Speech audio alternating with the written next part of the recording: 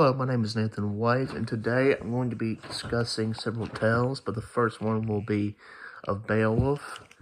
In the tale of Beowulf, there are many references to Christian and Nordic beliefs, such as when Beowulf arrives to the great mead hall and discusses the killing of Grendel, or when he is about to plan his defeat of Grendel. And there, when he's thanking God, or how he talks about how Grendel has made his mead hall or his surrounding lands in a hell, or hell on earth. He is the spawn of Lucifer. And really, King Hrothgar is a pagan. He is described as a pagan, but he does not believe in any of the pagan gods. It is not described in any way. But he is the king of Denmark.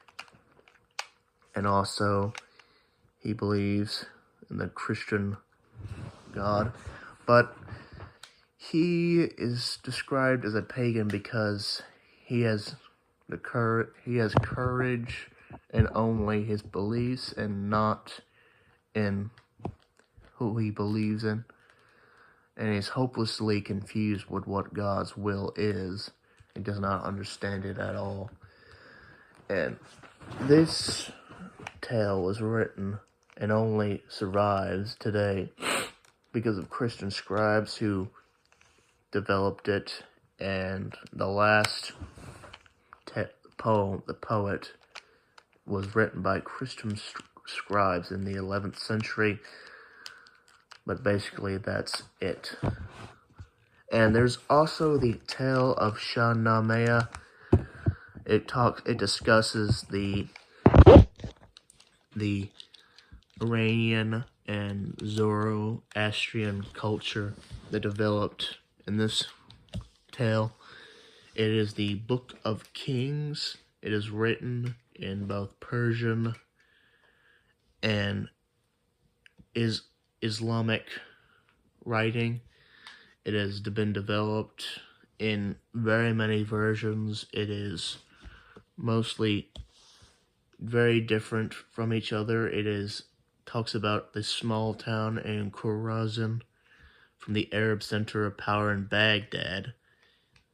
His family lives, and it is a 30 years to finish.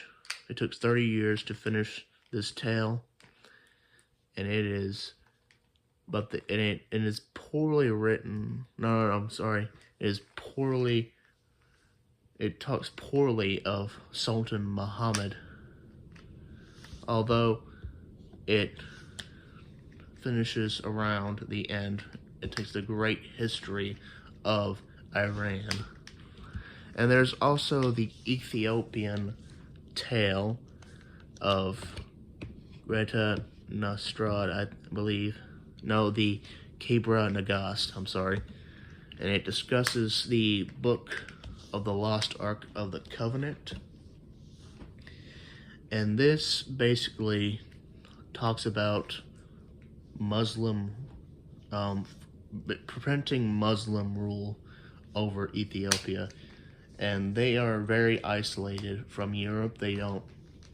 Most people don't even know what Ethiopia is. They just hear of a Christian kingdom that is out somewhere in Africa, and they have several religions that belong in Ethiopia. But this tale describes Ethiopia's heritage, such as the son of Solomon and the Queen of Sheba, which we would all call modern-day Yemen.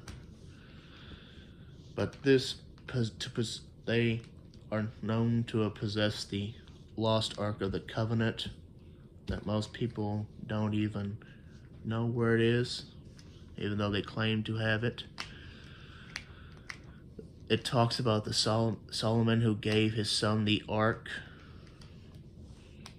and basically it talks of Jewish heritage and the weird thing is, there's also the Islamic influence that happens in Ethiopia, which refers to the Quran, but it is very minor in the northern part of Ethiopia, which influence the writing as well. And basically, that is it for the Kebra Nagast.